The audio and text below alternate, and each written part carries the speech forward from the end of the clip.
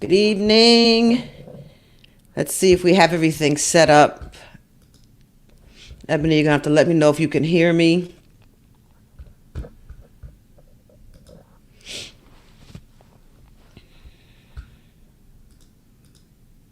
Okay, good.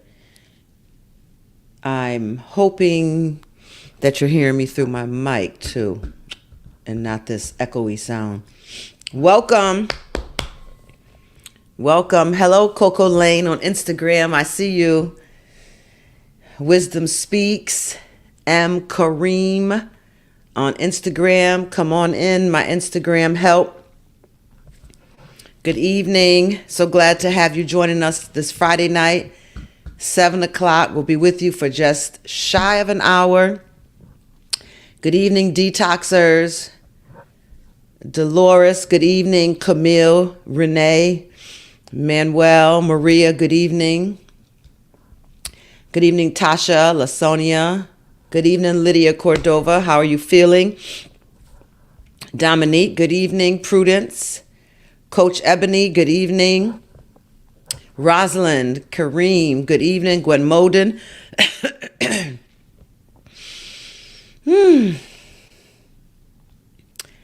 Good evening. Tasha, good evening. Tracy, good evening. Hi, Diana and Bianca. Good evening, Ronnie Bonner. Candy, Elitza. Karen Jamison, good evening. Hello, Latoya. Thank you for the seed. Hello, Audria. Maria, Diana, I said you. Noemi, I remember your name because your book went out. Cheryl, nice package in the mail to you as well. Sharon, good evening. Shar, all right. Detoxing. Come on, Brenda. Danielle. Come on, Kamisha's detoxing tonight. Brittany's detoxing. I know it's Friday night. Come on. All right, Karen, beautiful. Very good. Lydia, we're glad to have you on with us tonight. You're one of the 44 that's on Facebook and YouTube coming on in, and I'm glad to see you are recovering well. Let's thank God for Lydia's recovery. Welcome. Come on in. Good evening, Mike. Nanita, good evening. Come on in, family. How are we doing on this Friday night? Lydia got her book yesterday. Yay! How are we doing? How are we feeling? It's funny being up here in New England with this not so New England winter weather, right? Are we getting spoiled? Anybody else getting spoiled? We dropped the temperature today to about 26, but hey, it's January 27th. We're due. I'm grateful. I don't know what we're going to do in the summer. We may end up with some drought issues because we're not getting as much snow, even though we have been getting some rain. But this is a treat for us in New England. But I hope it's not at the expense of other parts of our country, because there seems to be weather catastrophes everywhere else. Even with our California family experiencing some quaking over there. Good evening. I saw Apostle Clarence Squires come in, my brother. Good evening, Brother Rodney. Natasha, bless him. Good evening, Kingdom Health Connections. Cheryl in Tulsa says it's 61 degrees today. Nah. The weather is fine with me too. I'm under the weather, unfortunately. I don't know if y'all can hear it, but just try to, go with me. I don't feel better than yesterday, I'm going to be honest. But yesterday my throat was just, I don't have that today. I just feel like, yeah, y'all know. And I am not one to be sick. I don't like being sick. I really don't like being sick. And I'm kind of, I like to be alone, and I'm moody because I don't want anybody around me when I'm sick. And so, yeah. Pray for my family. Hello, Ubi from Canada. So good to see y'all coming in today. I hope Instagram is moving. Looks like they're kind of stuck. Is Instagram moving? Well, we're going to keep on moving on here because we're dealing with relationships, interpersonal skills, communication. We're dealing with relationships. And last night we dealt with the strong man of projection. Good evening, Elder Terry Scott, my brother. We dealt with the other strong man, projection. Can someone just give me some feedback in the chat before I start our session for tonight? Just give me some feedback in the chat about what you learned about yourself or just projection alone. Maybe it's been done to you, or maybe you've done it in the past, or you're like, ouch. If it's something you currently found within your own relationships, I want you to put ouch in the chat. If there's a different takeaway, I want you to pop that up there in the chat for me. Tell me about last night's session on projection. There's 63 of you coming in here. Come on, it's Friday night. You still have time to do whatever you want to do. Sometimes I dash out to dinner on Friday nights after my live. Sometimes I go to the movies. Okay, we got 2 ouch. 2 ouches in aisle 1. Oh, we got 3 ouches coming up. Come on. Come on, 4. Ooh, so last night was an ouch, huh? Come on, where y'all at? Found myself in projection, ouch. That projection was so real. Identified with that. Good. So we're going to have to make sure that we stay consistent this year in this work together. So we're going to have to make sure that we do some lives. Maybe I can even do some stuff just on the website, you know, some small group sessions. And then we can do some live stuff so that others can see what we have been doing for a few years, that they're actually getting the grace to get in on our sessions together. Pastor D says you may project because you are unable to acknowledge a negative quality or painful thoughts. A lot of ouches. Okay, I'll take it. Well, tonight we're going to deal with another strong man. So welcome. This is our 26th consecutive night for Soul Detox 2023.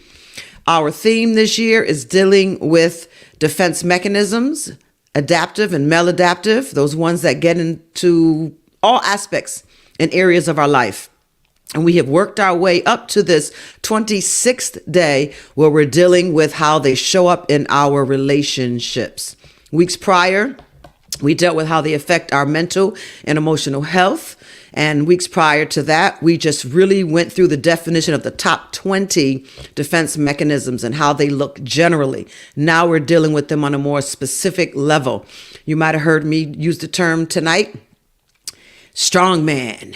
Yes, it's the strong man. What's his name and what's his game? So it is Friday, January 27th. I am your host, Apostle Dr. Suzanne Howard, and I have come for your soul. Let's get some work started.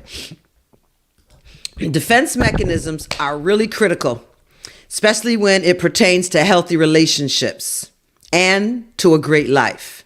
There are few joys that can compare to connecting with others. In addition, who you choose to associate with can make or break your entire future. Father, be with us. But having great relationships takes more than choosing the right people for your inner circle. It takes dedication, humility, and even some skill to nurture those relationships so that they can thrive. The hardest part of relationships is handling conflict because conflict triggers your defense mechanisms. If you could take a moment and hit like if you're coming in from Facebook, if you're coming in from Instagram, and I believe even on YouTube, you can hit a like, please. I don't know if there's any on Twitter, my least favorite social media platform. Everyone over there is just so angry, in my opinion, hoping brother Elon Musk can do something about it. If you just take a moment, please, and hit like. It's Friday night. I think we drop on Fridays. We only have 65 viewing with us tonight, but I only have 24 that hit the heart or the thumbs up. Can you just go to your post and just hit a like for us, please? We would appreciate it. It is offering time. That is your reasonable offering to just hit like. And then if you don't mind, pop a share. Share it with someone in their inbox. Good evening. When you are in a romantic relationship, it's a good idea to evaluate defense mechanisms that you may be using, because remember, they're unconscious. If you feel that you are subconsciously pushing your partner or someone away, take a step back and look at your actions from an outside perspective. If these sound familiar to you, you might be killing your relationships with defense mechanisms. Again, last night we dealt with projection, and tonight we're going to deal with stonewalling. Let's go. No relationship is without conflict. Even the healthiest relationships will have some friction from time to time. While it's all natural not to see eye to eye with someone, it's how you handle those disagreements that can determine whether it helps or harms your relationships. When you, your partner, your friend, your lover, your spouse are faced with conflict, it's a question you should ask yourself. Do I calmly hash it out, or do I stonewall my communicated partner, the person that I'm in dialogue with? Do I give them the silent treatment? Let me see your answer to that here on the screen. And while you're typing in your answer, please go on up there and hit like for us. Give us a thumbs up or a heart, if you will, please. Come on. Stonewalling. Y'all want me to make up a song on stonewalling? You know, I could get a song real quick from heaven. There it is. Stonewalling. Do you give the silent treatment? Come on, we're up to 30 likes and shares. Help us out here. Otherwise, I'm just gonna go and play some old funky music until we get it right. Come on, let's talk. I tend to silent treatment, yeah. Yeah, we all do. Again, they're only dangerous when they become a problem in communicating, or physical problems start affecting us, because stonewalling is very unhealthy. Out of the mouth flow the issues of life. It flows from the heart. Yeah. Good. I'm reading your comments. Really good. While stonewalling may seem harmless to deal with problems in your relationships, I'm just over it, whatever, I'm done with it.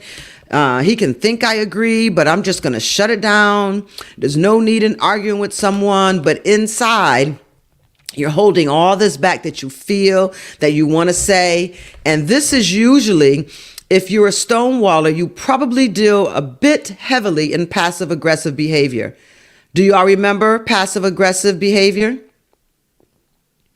If you're a stonewaller, you are probably more than likely someone who also operates in passive aggressiveness, because you have had to hold back all that you wanted to say and all that you felt and all that you perceived.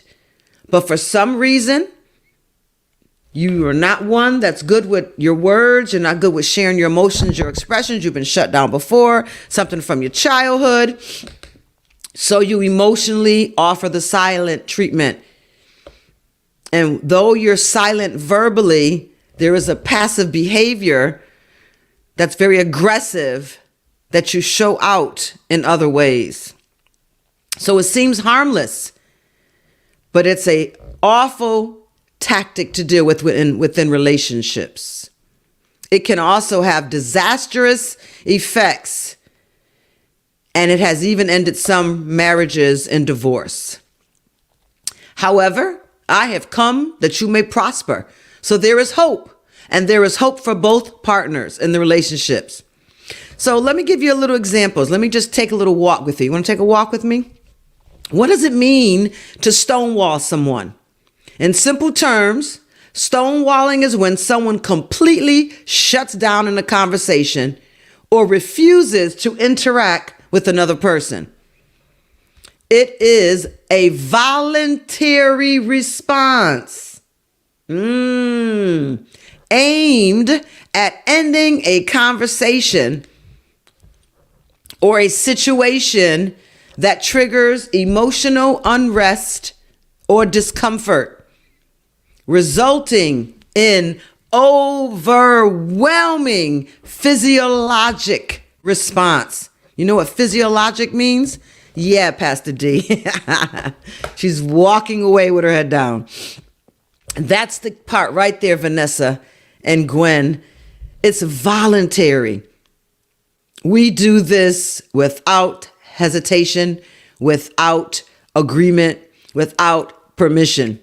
We feel we need permission to talk, but we sure don't need permission to give the silent treatment. It's a voluntary response. So let's dive into what stonewalling is, the signs to look out for, and how to break down this wall that's dividing your relationships and causing this physiological response in your body. Knowing now that it's voluntarily and that your aim, good evening, Devon, and that your aim is at ending a conversation that you really don't want to have, or a situation that triggers some emotional pain, some emotional unrest. There's some discomfort in your physical body. So it therefore will result in some physical discomfort in your body. This is a state where the person is stonewalling. They're either confused or shocked by a conversation or a set of questions. Oftentimes, the person who is in this dialogue, who does the stonewalling, sometimes what starts out the stonewalling for them is when they're caught off guard by a topic or a conversation. They're shocked by what was said to them or a set of questions, and they just go into that, I call it the deer in headlights. Stonewalling, because now then the emotion feels down. Has anyone ever been in a situation like this where you can actually feel it in a room? It could be two of you in a room, or it could be a group in the kitchen, or you could walk into a meeting at church nonetheless, and you can feel that there's some kind of energy up in this place right here. Somebody is emotionally stonewalling in this meeting. Someone is emotionally stonewalling in this house, and you feel just like you've been slimed on. You don't even want to be in the meeting. Good comments.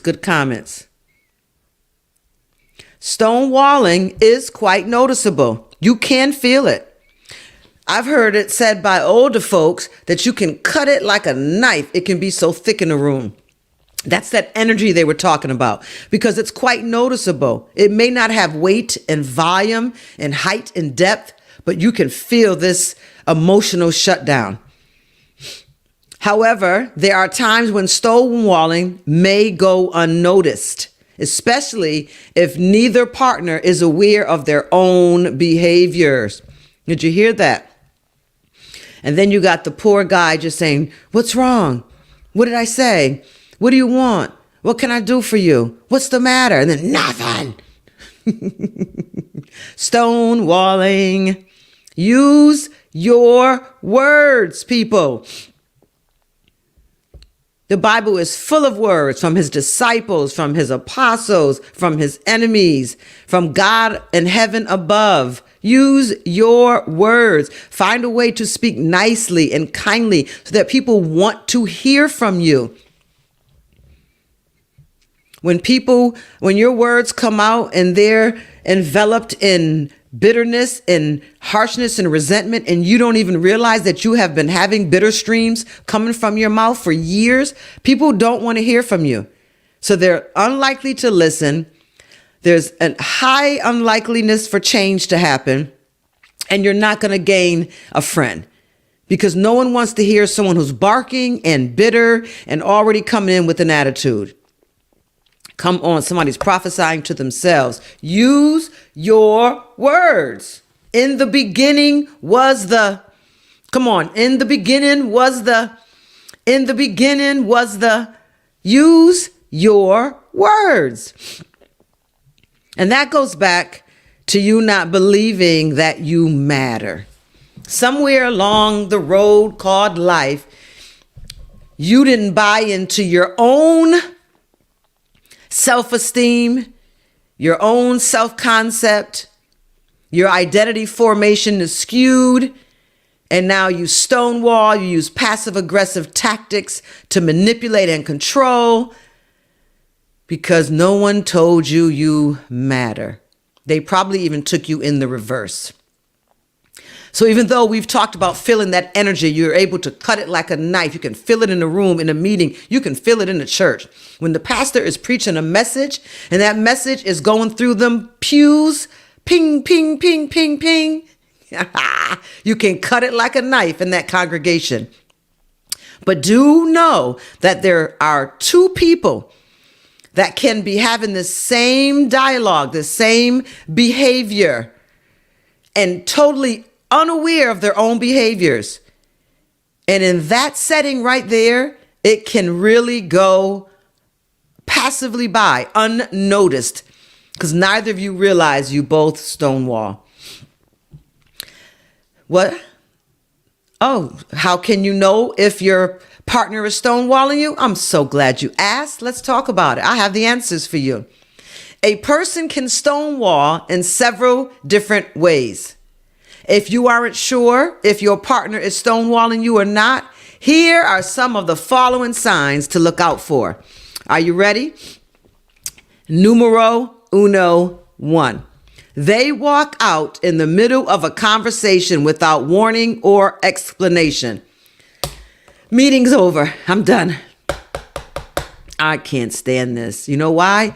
This rejects the partner or the friend or the business associate. It rejects them. And if they have felt any rejection in their life growing up, in relationships, in their childhood, in any of their communications, you walking out to prevent yourself from saying or doing something you might not feel warranted, or you may not be sure, if you're going to turn into a credible Hulk on them. So you'd rather walk out. You actually are rejecting that other party. So now you got bigger problems because now you're triggering them with rejection because in the middle of a conversation, you walk out without warning. Remember early on, we talked about acting out. That was a defense mechanism. Acting out. Yeah. Excuse me, this cold has me just thirsty. And y'all better not say one thing. I don't want to hear one thing from y'all. Number 2, they refuse to talk about or give reasons not to talk about the issue. They refuse to talk about or give reasons not to talk about the issue. How is that? How is that? Has anyone had that happen to them? Have you ever walked out in the middle of a conversation? Thank you, Tamika. Or have you ever had someone walk out on you in the middle of a conversation? I mean, they probably stormed out. All right, Mike Rose. Yeah. Come on. Who's our walker outers? We're going to call you walkers. Who are our walkers? Come on. It's confession time in the detox room. Walkers. I'm going to use that one. Detox room.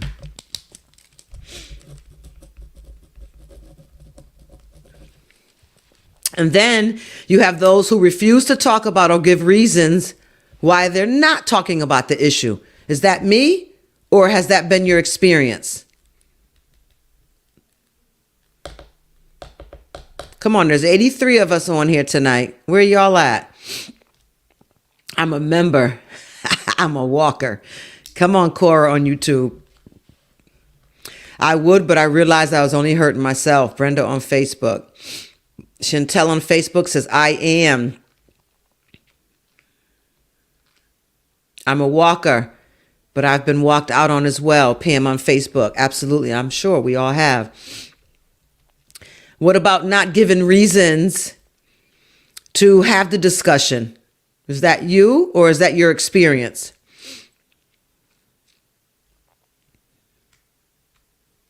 Yes, special. We definitely want to work that out of you this year. 100%. We can do it.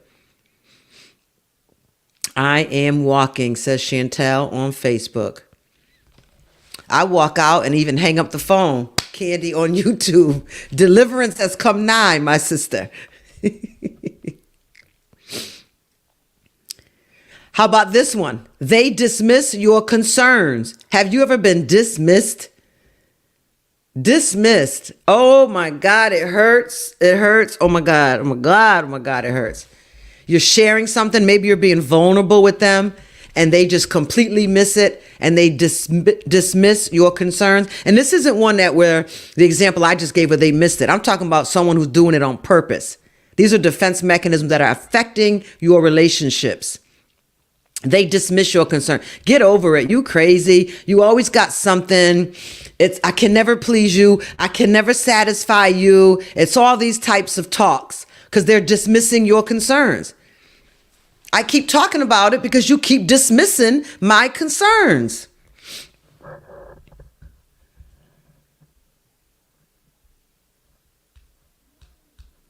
Ooh, Danielle and Brittany gonna have a case. They follow the walker out of the room. Y'all gonna have a case.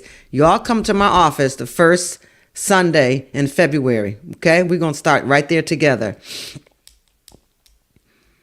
Yeah, it's real stuff. It's real stuff. Number 4, they engage in passive aggressive behavior. Come on. This has been a huge topic in here. I think I spent, 4 days discussing passive aggressive behavior. I can eat and sleep this stuff. I love it. I could be like dead and then somebody starts talking about it and I just come alive. I love it. Come on. Y'all hear my sound effects? Ding.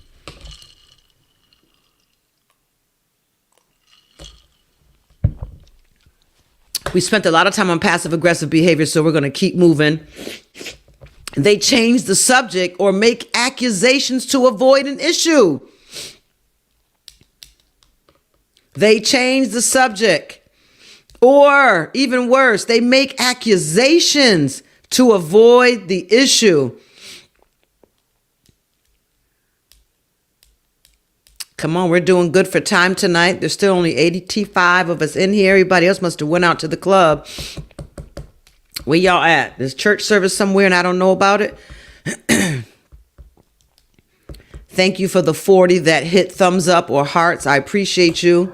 How's the family doing on Instagram? I see Word Life Media is walking across the screen. Allie from Las Vegas has joined us.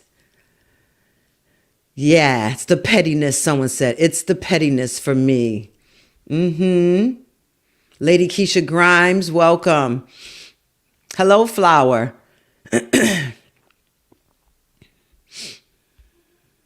Come on. The real Brat D. Okita, welcome. Y'all look like y'all doing pretty good over there on Instagram. Come on, they changed the subject. It's the constant blaming. Oh my goodness. We've got work to do. Can somebody go ahead and type on the chat? We did this probably 3 weeks ago. We haven't done it in a while. I've got issues. Come on. I've got issues. And that's the point. Brittany on YouTube said, changing the subject always confused me. That's the purpose of it, sweetheart. It's there to confuse you. I've got issues. And that's why I'm here with my mental health coach. And before it becomes illnesses, and then I need a therapist, I better start out my first work. This is the first work.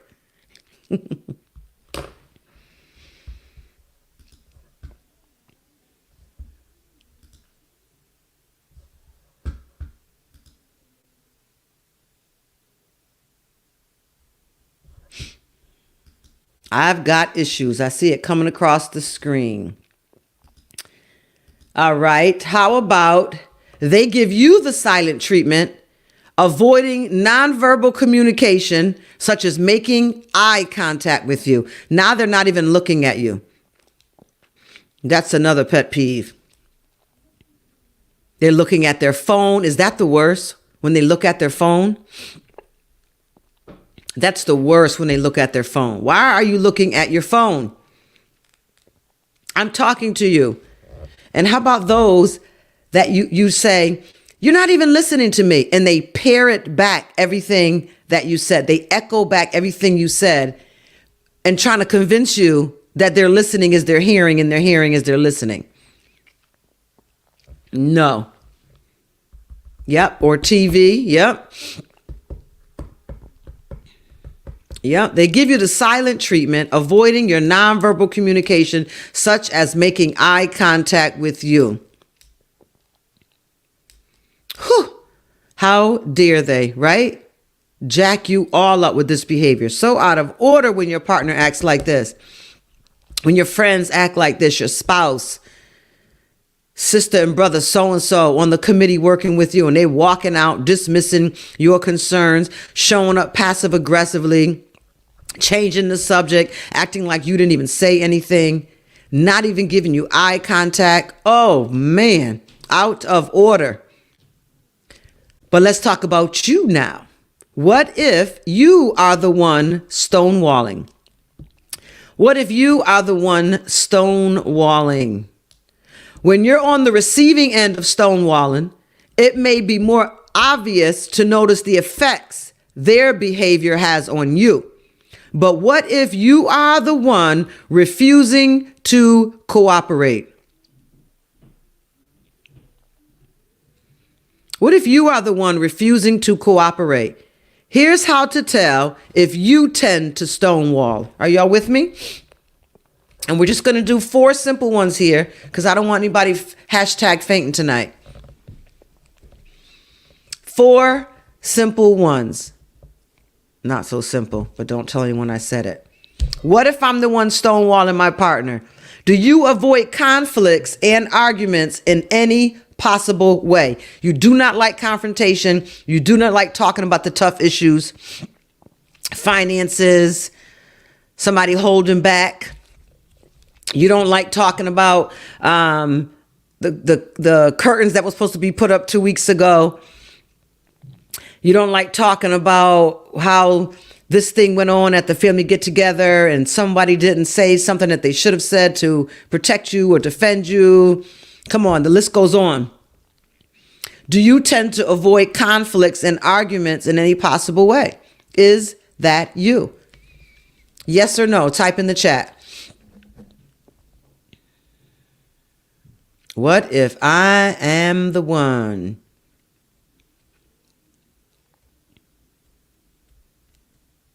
No. Yes. Okay. Brooklyn Cream, I believe you. Arthur says, uh-oh. She had to go and leave and get some water. Sometimes. Yeah, no one likes to deal with the tough stuff, but guess what, people? That's what adulting is. It's what adulting is, and we have to confront the tough stuff. Timing does matter, I would tell you that. Timing does matter. Just because you feel the unction or the urge to talk about it doesn't mean it is the right time to talk about it. Even if you've tried twice already and you feel like this is the 3rd time I'm coming to you, you're blowing me off, you're not going to keep blowing me off. Timing does matter, because say you get your way and this 3rd time you're bringing it up and they're stonewalling you, they're walking out of the room, they're not paying attention to you, they're dismissing your concern. Are you really getting the communication that you wanted, or are you just getting out air? Because if there's no change or no understanding, you're just releasing air. There's no words, it's air. The purpose of the communication is to affect change, either in the mind, something in an event, a situation, a circumstance.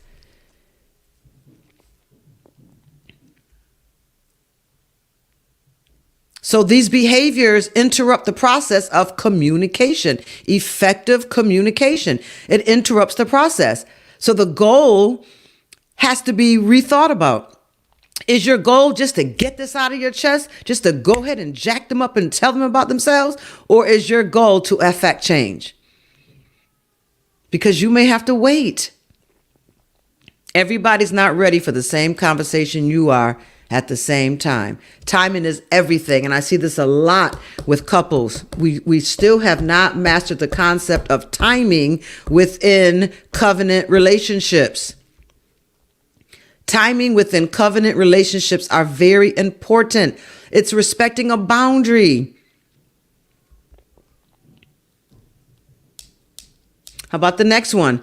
Do you get very defensive when your partner addresses a concern with you?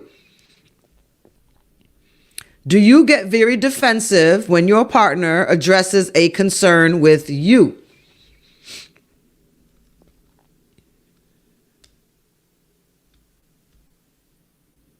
And then the next one, do you hide your true feelings and your opinions? Excuse me. Do you hide your true feelings and opinions? I see you, Mary. Good comment. Then we need to do something about that, Renee. Renee, I think you're on Facebook. And then the last one, do you have a hard time admitting when you're wrong? Do you have a hard time admitting when you're wrong? Wow, Cheryl. Okay, Cheryl on Facebook. I see you. Pam, I understand that all the way. She said she wears her heart on her sleeves. She can't hide anything.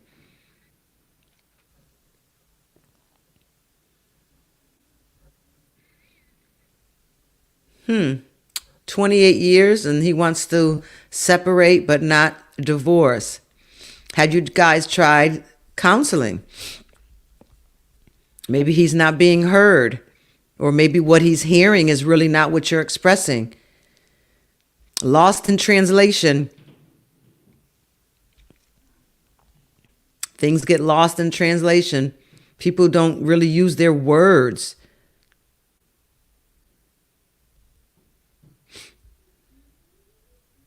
Mary, did you agree to anything? So what are the negative effects of stonewalling on relationships? What are the negative effects of stonewalling on relationships? The effects of stonewalling are disastrous. Come on and type it. They destroy.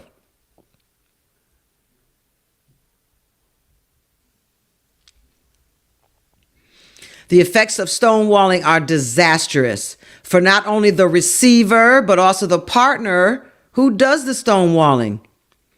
For the person being stonewalled, it can leave them feeling confused, hurt, and angry. It can wear down on your self-esteem. We talked about how important it is to marry and become the right partner, because our self-esteems really need to grow.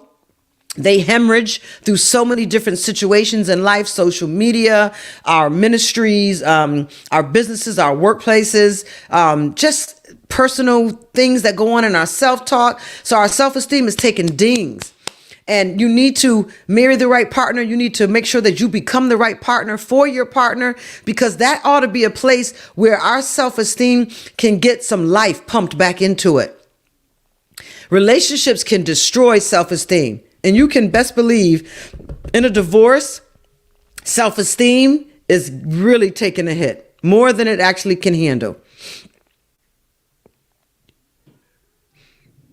The person being stonewalled is left confused, and then they end up feeling hurt because of their confusion, and then comes the anger. The confusion kicks in first, Then they start feeling hurt because they're confused and they don't know if they're doing this or if this person is meaning to do this. They're hurt because you're not understanding what I'm trying to say. And then after confusion, most times there's always anger. It will wear down self-esteem, and it will lead the marriage, the relationship, the friendship, the individuals individually to feel hopeless and also worthless. Worthless and hopeless. For the person who does the stonewalling, they also suffer. We talked about that last night. You can feel it. As they are denying themselves emotional intimacy with their partner. Put that up on the screen. Emotional intimacy. I got you, Pam. Emotional intimacy is so important, especially to the female. The more emotional intimacy she gets, the more physical intimacy they can get. But for some reason, we just don't understand that seesaw at all. And we just fight and fight and fight for physical when the emotional has to happen first.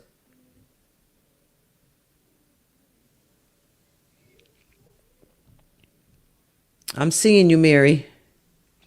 Emotional intimacy is important. For the couple, stonewalling can build a giant divide in their relationship, causing severe marital distress, conflict, and disruption. So how to deal with stonewalling in your relationship? Let's talk about it. If stonewalling is occurring in your relationship, the best thing to do is to face it head on. A lot easier said than done, I know. As a couple, you should not and cannot continue to bury your head in the sand. You have to face it. You have to call your partner out. And you can start with something like this. Look, I'm calling you out on this behavior. Now, I know this isn't a conversation you like. Heck, it's not even a conversation I want to have. And we could have had this conversation 2 years ago if you would have stopped ignoring me for 2 years. But we've got to have this conversation. So give me a certain time or day that we can have this conversation. Should we go take a ride, or maybe we should go to breakfast? Maybe in public we won't act up like we would in the house. Maybe if we took a ride and went to a park, the landscape change would calm us down and cause a more chilling effect on us. Do we need to call in someone from the outside, another couple who can be mentors to us, not counselors and therapists and coaches, but just some mentors? Well, they're not giving any kind of therapeutic advice. They're just mentoring us in the way to go, giving us some things that worked from them, coming through their experience. That's what mentorship is. Mentorship is coming through with your experience.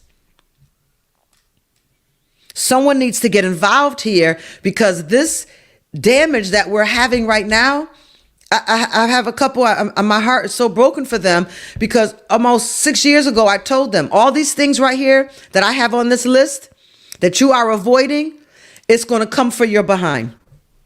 These things are going to show up at your door, and they're not going to knock and wait for you to open. They're coming in that house, and they're going to rip your family and your marriage down from the foundation. Because these 4 or 5 things that I've picked up out of this conversation, these are your foundation, and you guys are both ignoring them, and it is going to show up at your door. And guess what? That was mentorship advice. That was coming from my own place of experience. Pray for marriages on tonight. Marriages are under attack. Pray for marriages on tonight. And Arthur, I'm seeing your comment, and I can tell you this. Sometimes it's not that people do not think that the issues are important. Sometimes people do not know how to have that conversation. They do not know how to initiate or respond in that conversation. And that's why we have to really get some mediation involved. a while ago, I had a woman call me and she says her husband doesn't want anything to do with any kind of couples therapy. He said, there's nothing wrong with me. You need to go see a psychiatrist. I don't need to go see a psychiatrist. There's nothing wrong with me. I'm not even going to go in there for a couple session because you got the problems. Go work out your stuff, which tells you right then and there that he doesn't believe they became one. Because guess what, brother? If I got issues, you got issues.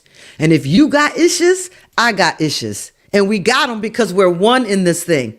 So your issues are affecting me or my issues are affecting you. But either way, we got some issues. So what I did was to advise her. I said, well, tell him that you're not going to see a therapist. Tell him you're going to go see a marriage coach. This way there, and I can help y'all and explain this difference right here too. The difference with the marriage coach is therapy can get caught up in the, well, why don't you want to communicate? What was the dynamics in your family growing up with communication? Were they screamers? Were they stonewallers? Were they physically abusive to the walls or people around them? Coaches don't do that. We don't go into the whys it's happening. If you need to know the why of something, then you can go to therapy. You come to a marriage coach to know the how. How can we move forward? How can we change? And if somebody has illnesses, that their issues have now turned to illnesses, then therapy always helps. And therapy and mental health coaching works together. I say it every night since we've been on here. I have clients that are in both. I have therapists that call me and they asked me, they was like, I think at this point of the game with them, you could actually help move them forward. I help them go down this rabbit hole of deep darkness for the why are they like this? Why do they behave this way?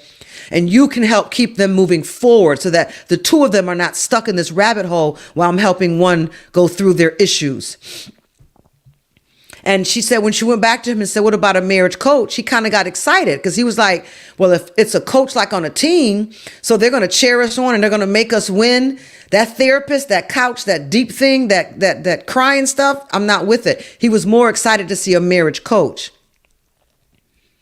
So things were able to start happening then. And I had to make sure in the sessions that I didn't get caught up in, well, why do you think that you think she's always doing something? Why do you think I had to stay away from the whys? Because that was a promise. And I just say, well, can we put this behavior? Will this be able to replace this? Are you guys both in agreement with this? And it worked out pretty fine. And of course, eventually I won him over and we ended up doing some things together ourselves. And it put him on a really good path, got him into a therapist, and life is working itself out with the help of many advisors and counselors. So some people just don't like the word therapy. They don't like the word psychiatry. They don't like the social work. People don't like those words. They have some negative connotations to them, and people want to stay as far away from them as they can. Issues, right? So if you're stonewalling your partner, you are avoiding conflicts and arguments in every possible way. You get defensive when your partner addresses a concern with you. You hide your true feelings and opinions, and you have a hard time admitting when you are wrong. The effects of this are too detrimental. Too detrimental. For the couple stonewalling, this builds a giant divide in marriage goals, in relationship goals, causing severe marital distress, conflict, and disruption. If stonewalling is occurring in your relationship, the best thing for you to do is to face it head on. We talked about timing. And not bury your head in the sand. To make your relationship work, you need to work together. Can somebody put together in the chat? You need to work together. To do this, you'll both need to learn how to communicate more effectively. This situation is one where couples counseling can help, or couples coaching, or couples mentoring. Those all work fine. And the mentor and the coach can always make a suggestion if they see something going on and you need therapy. They can refer you to a therapist, a clinical social worker, psychotherapy, licensed clinical social worker, a licensed counselor they'll see those things and they'll be glad to refer you. And the mental health coach isn't going to try to cross a boundary and take you into therapy. A mentor isn't going to cross a boundary and take you into therapy just so they could be the one that helped you, because that's not the goal. The end goal for all of us is people help. So we want you in the best place to get the help. Our goal is to see you survive and then thrive after being with us. So there's no mental health coach that's really been trained and know the ethics of mental health coaching or marriage mentoring that's going to keep you in their circle, in their bubble, because they have ego issues. We have ethics we have to follow. And secondly, we understand the importance of the win. And the win is always the person on the other side of the desk, or if you're a patient, the one in the chair or the couch. If you're a client, the one in the coffee shop or the one across the table from you. But start with some sort of mentorship, marriage coaching. It works. Communication issues is a big deal in marriage, and it shows up in many different ways. And when we stonewall, when we emotionally withhold communication, when we emotionally abuse someone, we are treading on dangerous grounds. Whether you want to recognize it or not, this message may have been here tonight for a reason. Whether you or your loved one is stonewalling, if frequent episodes lead to escalated misunderstandings and miscommunication, this affects trust in the relationship. Now we've got bigger issues. We have trust issues. Then professional help can help assess and address the communication issues. Getting couples counseling can help you both learn healthy ways to communicate. And you can get this from mentorship, or you can get this from coaching. Healthy ways to communicate. And at the same time, helping you to strengthen your relationship as a whole. Look, this goes for teams. This isn't just lovers. This isn't just domestic, intimate relationship. This is for teams. This is for families. Fathers and his children, and mothers with her children. We're talking about relationships as a whole right here. Communication is key. Oftentimes you will hear young people say they don't understand me. They don't listen to me. They can't hear me. And all they're saying is what I'm trying to communicate is not being understood in the way that I need it to. And there's sometimes a wordplay. But so much can be lost in translation that it causes us to get mentally exhausted, frustrated, and we shut down, we withhold, and then we withdraw. And that's not the goal. That's not the goal for healthy relationships and healthy communication. I've seen this tear churches up. I've seen it tear families up, marriages up, mother and daughter relationships, father and daughter relationships. It's unhealthy. And if you want to put it under the communication umbrella, it's an unhealthy communication. And it is abusive. It is abusive. So seek out mentorship, coaching, pastoral ministry, marriage support. Get on someone's couch, sit in a chair across from the desk and say, help me, because I don't like communicating and it's eating me up.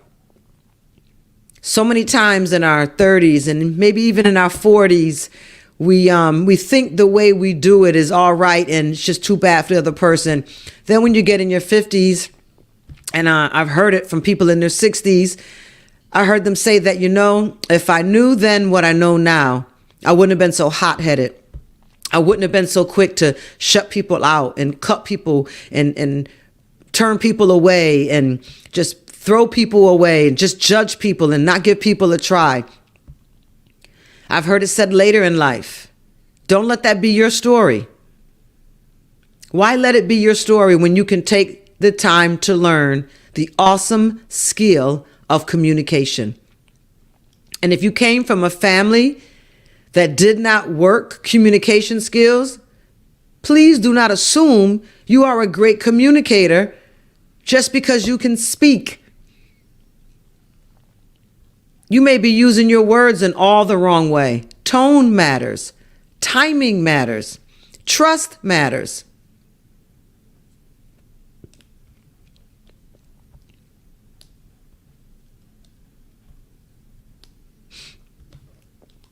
Yeah.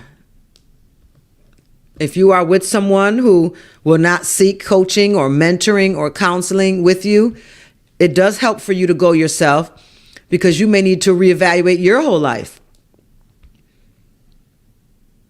What is this person saying and stonewalling you with not wanting to go for counseling? It's affecting you. Remember, we talked about their lack of agreement, their lack of participation causes physiological effects within your body.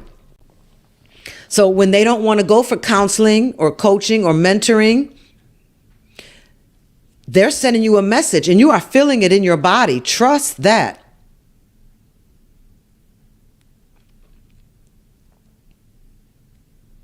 Trust that. Trust it. Trust it. Trust it. There are things going on in your body right now.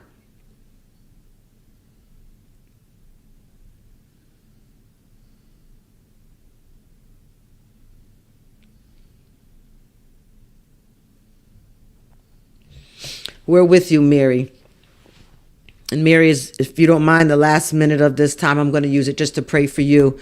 And if everyone can agree with me, she's on Facebook, even though you're on Instagram or YouTube or a different Facebook page. If you can just put the praying hands on the screen, we're going to pray for Mary. We're going to pray for first healing in her body with the rheumatoid arthritis and the lupus that has come into her body. Even for the implant that is now in her lower back, that we pray for a peace as her body responds to the stress and the levels to the stressful trauma that her body is under. We pray for an misunderstood peace that would come into her life, where no one will be able to understand how Mary is having so much peace in her situation.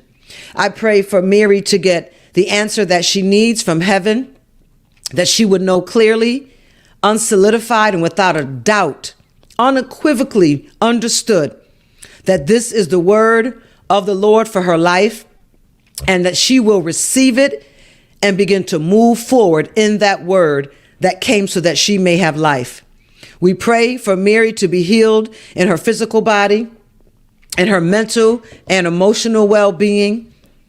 We pray for healing in her relationships with her family, with her spouse, even that stuff that goes back to her childhood. As Mary, I'm believing that there is something very heavy from your view of marriage growing up, that this marriage has even formed some sort of pattern that resonates with the marriage that you saw growing up.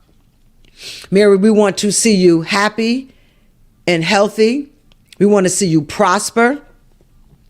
And we want to see you live the rest of your days and your years with the joy of the Lord that is your strength.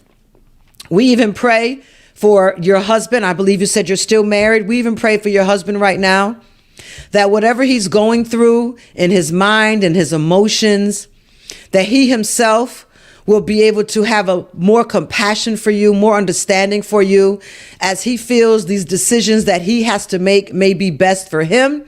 I pray that God even leads him to have compassion in standing for what he believes in, but hearing God for what's best for both of you.